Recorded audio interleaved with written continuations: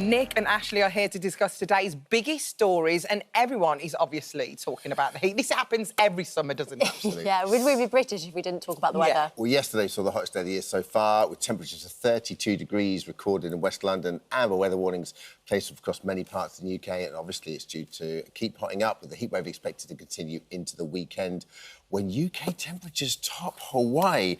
Now, listen, I'm thinking, Nick, Provence rosé, the ice is out. I'm thinking the Bermuda shorts are on. I'm thinking a little bit of this maybe in the background. Little je t'aime, perhaps, what we got there. Oh, that is Nick Summer all over. You've got to love the sun, haven't you, Nick? I love the sun, and let me tell you what I've got planned for the weekend. I'm very fortunate. I've got a boat on the river, and the boat is moored not a million miles away from young Ben Shepherd, who is also close to the river. So I'm going to be taking the boat down there, and I think he needs cooling down, so I'm going to be putting on a thong, flip-flops, and delivering some ice cream to Ben. I think that's the way to cool him down on the weekend. What do you say? That's an image I'm going to struggle to get out of my head, mate.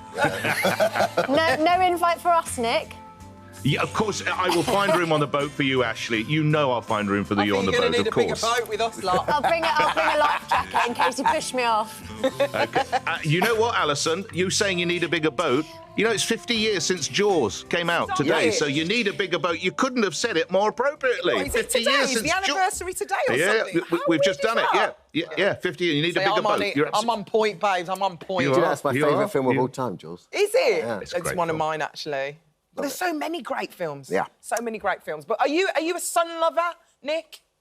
Oh, gosh, yeah, I do. But to your point, and I read that story, and I'm delighted you're going to be telling the viewers, it's a bit frustrating, isn't it? Because you spend tens of pounds on sun cream, and there's a great product that's about £3. Listen, whatever you got, slap it on yourself and slap it on the kids as well. You've got to be doing that, Alison. You know that. So true. Have you got your sun cream on today? Always. I actually wear sun cream or SPF all year round. I'm a real SPF it's good. girl. Apparently, when you go on holiday, you should use a whole bottle of sun cream. You shouldn't be, like, taking anything back home. You should be using the whole lot on the holidays. If 7 days, whole bottle of cream. Love that. Do you like the sun? Do you know what? I live for these heat waves. Me too. Yeah. I love it. I'm like a real hot person, so yeah, this is like perfect for me. I'm delighted. I feel like I complain the rest of the year, whereas most people complain in the heat wave. It is funny though. I think especially in cities, it can handle up to about 28, and after 28, the cities, just like the English cities, just do not work. It's different, isn't it? The only thing I'll say as well as a parent, it's not great for the kids. The kids have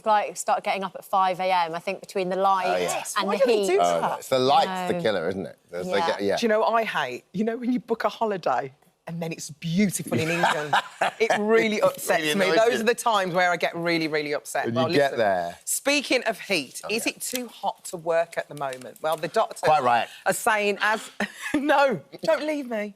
But basically, the doctors are saying they are demanding the right to go on a heat strike. Ashley, is this kind of reasonable? Yeah, so I kind of really struggle with a lot of the media reporting about militant doctors refusing to work because I think this vilification of not just doctors but NHS staff in general that we see all the time is actually unhelpful, and actually the real scandal and the real outrage should be the fact that hospitals are not fit for purpose. You know, I think doctors are only asking for the same protections that other professions have. And if you think that a lot of hospitals were kind of built in the Victorian era or before 1965, I think it is, they weren't built to withstand these 30-degree temperatures. No aircon, nothing. Yeah, no aircon, I think insufficient blinds. I remember being in the postnatal ward when it's so hot. So it's not only uncomfortable for patients, but also having to work under those kind of that heat. And if you think of bacteria and I think in the 2022 heat wave, some of the fridges stopped working. They had to turn away ambulances. They had to cancel operations, close hospital wards. I think that we really do need urgent government-backed upgrades so that hospitals can function. I don't think it's too much to ask for aircon. You know, to be fair, and we talk about cities, but most towns and cities were built well to keep heat in, right? I mean, that was the whole point. And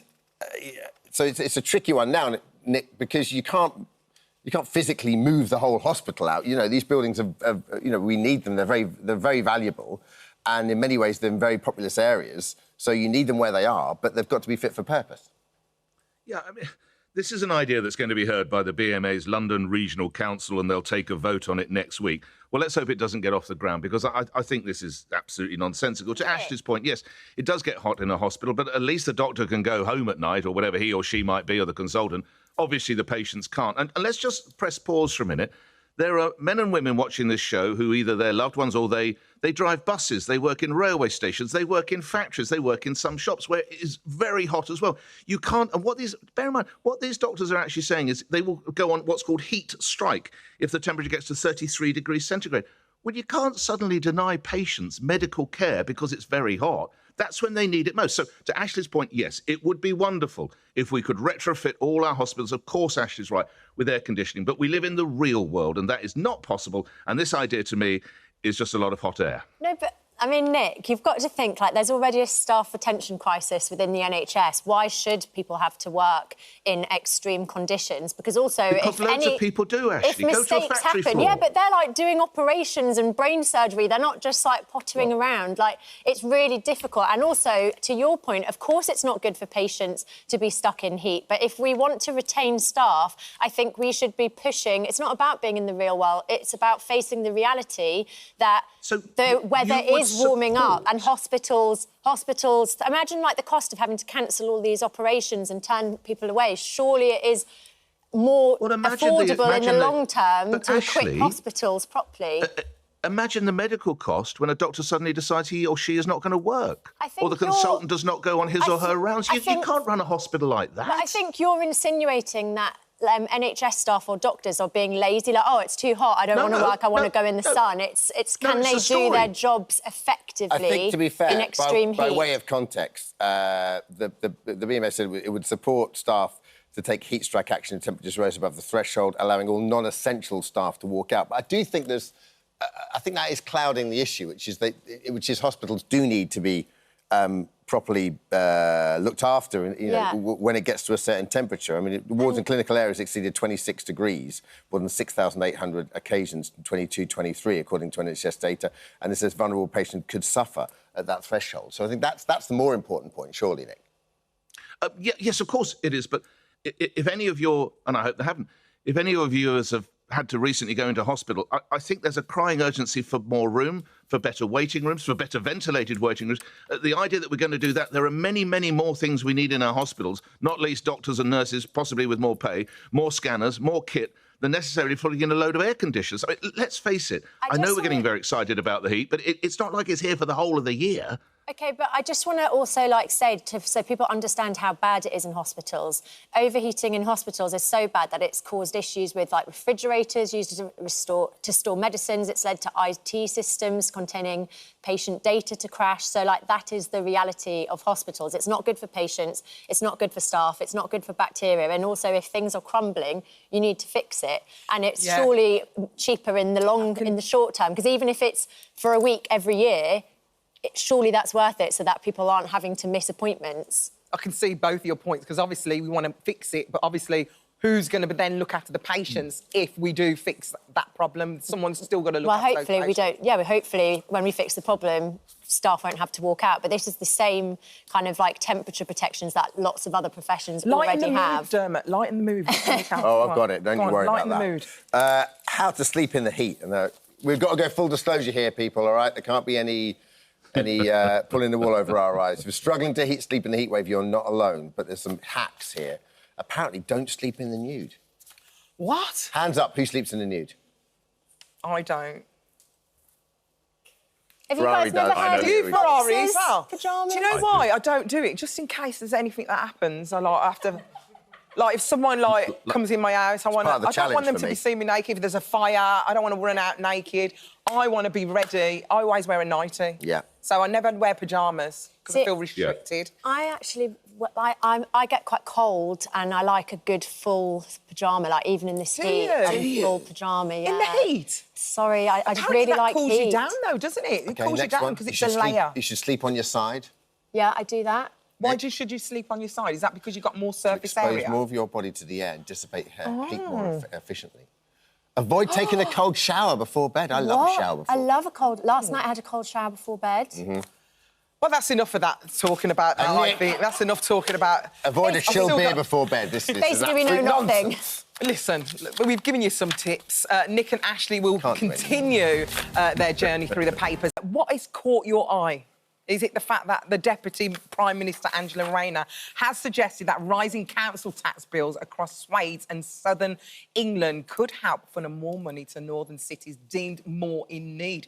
Oh, this doesn't seem right. Is this fair? I feel like this headline is slightly divisive, and I'm sure Nick knows more than me, so I'll let you talk. But I don't think it's a case of taking money from the south and taking it up north. I think it's a case of, like, redistributing local authority funding so that the wealthier areas are having money taken into, like, poorer areas where there is higher levels of poverty, child dependency and an older population who need the money. So it typically is like taking money from maybe like London and South East in terms of the south, but it's not just a north-south divide. I think it's not just a north-south slightly divisive every local on the council will Times. say, well, hang on a minute, every local council will have people in need. Every local council will have to look after a mixed bag. So, Nick, can you give us a bit of background? Yeah, so this is a proposal put forward, as you rightly say, by the Deputy Prime Minister. So it's a proposal, let's say that. So it is not policy, and it will be debated today. Look, the problem they have, and the most extreme, is that there is terrible iniquity in the amounts of money that's paid. They point to the example, council tax for a 3-bedroom semi in Hartlepool can be more than a 10-bedroom mansion in Westminster. Yeah. This needs to be addressed. As you rightly say, local authorities are going bust. Birmingham, well, I think you're from, or you certainly know Birmingham went bust. Woking's gone bust. Croydon has gone bust. So there is a real crisis with funding.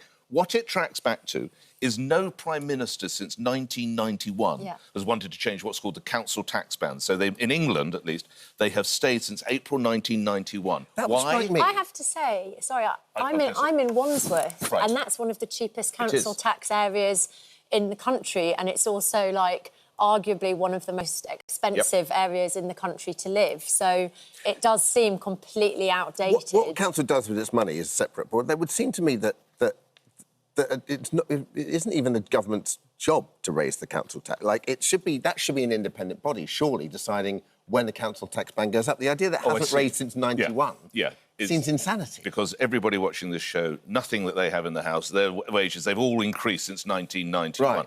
No government has done it because the quickest way not to get elected is to put up the value of your council tax. Right. So that is why every government has dodged it.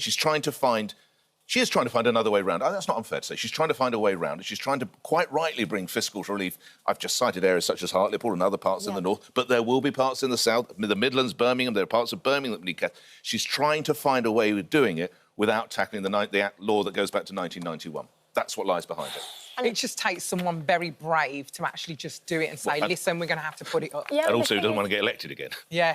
And the thing is, I grew up up north. I grew up in Northumberland, and, you know, I remember, I don't know how frustrated even, like, my, you know, people up there are, that levelling up has been this kind of, like, strapline for years, and nothing seems to get done. And, you know, people do need more funding up north. It does feel like a north-south divide. Not to say that there isn't, of course, people who need it down here, but... The government would point to the metro that they're putting in and the rail connection between Manchester and Leeds. But in reality, in reality, I think that Ashley has nailed that in truth. But the government would say they are levelling up. I better just put that out. Do you remember the days of the poll tax, when the poll tax was in, when that was... It was actually less money than the council tax. Do you remember? We were kicked off about it.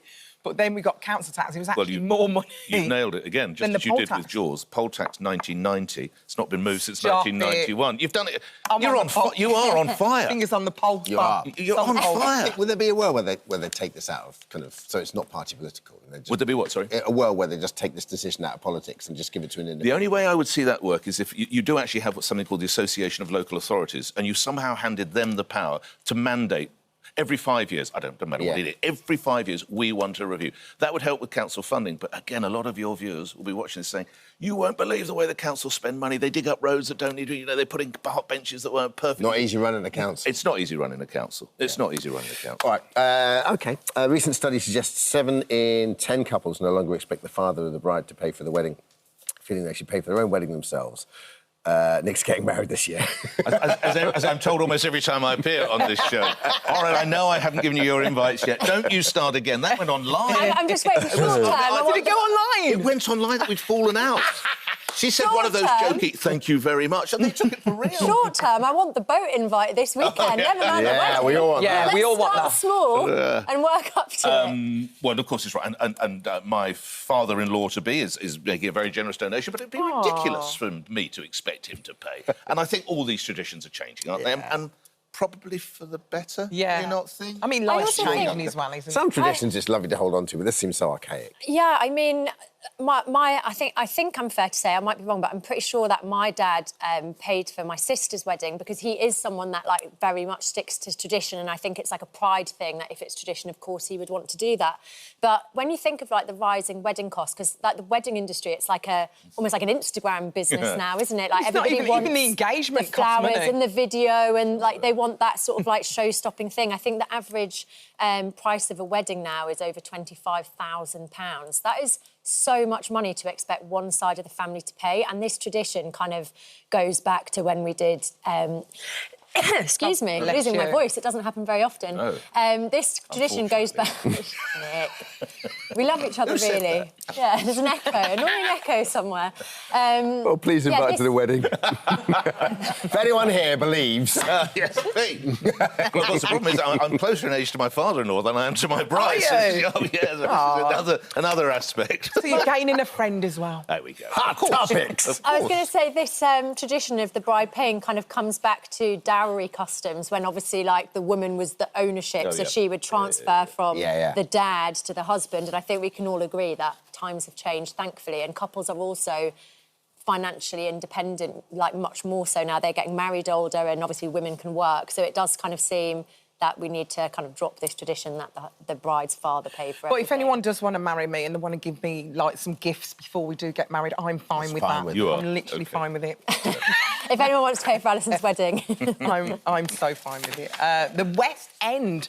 It's got a little bit controversial. The West End one of my favourites. revival of Avita has been making headlines after a choice was made to have Rachel perform Don't Cry For Me Argentina outside on the balcony every single night. So 9 p.m. every single night. This is filmed and then played back into the theatre. So the people who have paid for their tickets, they see the film bit, but there's people who are just passing on the street who get this free performance of our lovely Rachel. Doesn't she look stunning? Absolutely. They get it completely for free. Now, Ashley, what do you make of this? If you paid for those tickets to go and see Avita, do you feel like they should have recreated the balcony in the theatre? Do you know what? I respect people to have creative freedom to do what they want at theatres, but I think it's about, like, respecting audiences and transparency, because I actually sang this at school, and it is, like, when you think of Avita, you think of this song, and if you're paying £250 for a seat. I mean, theatre, it's expensive no matter what end of the scale you are, and you're missing the best song and you're watching it, like, projected onto a screen. Yeah, I think you would be angry. But, I mean, amazing for people passing by. I actually thought this was a one-off promo, but this is every single evening. So, I'm going at 9 o'clock. Yeah, we should go at 9 p.m. Yeah, sure. Before we get on the boat the next day. One person sitting at this table has spent money on tickets. Okay. Yes, How do you feel? I bought 2 tickets. Did you know when you were... Are you No, upset? we didn't know. How do you feel? Come on, tell us everything. I am upset, yeah, because I'm old enough. I remember the first one with David Essex as... Elaine Page. Elaine Page, thank you, that's right. And you saw, quite right, you saw it all. I mean, listen, I don't want to go away from theatrical licence, good luck, but I wonder if this comes from... Do you remember Sunset Boulevard? Didn't Nicole Scherzinger do some of that outside? Whereas Jamie Lloyd is the artistic director. So is that... a genius. But I do think if you're in the paying audience, you're going to feel But you still get to see her. It's just projected. It's just like a video of her. I mean, you still see it. The idea was they were trying to kind of recreate the original balcony scene, weren't they? But they can build balconies in the theatre. Yes. You know? Quite successfully. Romeo and Juliet. And even if they did it where she does the performance for... Because I think it is actually a really nice concept, even for people that can't afford to go to the theatre or people walking past. And great promo for the show, but why doesn't she do that pre-show outside? What they should do to compromise is get everyone to walk out at the same time. What, and go and see it? Go and watch it live? Everyone gets their bags and the drinks and the ice cream. And then you get your coat. If you've got your coat, come on. But then you'd miss everyone has to something. go out, and then we all get outside and then she does it and then we come back inside. I think we're 3-1 here. I don't think you're that angered by it, are you? No, he's fine. It's 3-1. We've got Dermot on side for this one. I sort of think that's the way it is. That's the way it is. Yeah. But did I just think maybe they should tell you. Maybe they should tell you. Yeah, before you buy the tickets. Well, I think you know now. Everyone knows that. Yeah, but you already bought the tickets, and you Well, maybe we should tell you. No, we bought the tickets, yeah. Is that it? We've got... So we're all done. I enjoyed that. Nick at the theatre, on the boat. He's going on the boat. On the boat. We're going to need a bigger boat. Getting married. We're going to need a bigger boat. Getting married with the lead piping and Colonel Mustard. In the conservatory. And you're not going anywhere, are you? You're going to stay around. Ashley and Nick are going to hang around a little bit later. Even more news. You can't handle the news. Hi, everyone. Just wanted to say thank you for visiting our This Morning YouTube channel. Now, listen, we upload new content every day, so go ahead and hit that subscribe button so you don't miss out. And we'll see you in the morning.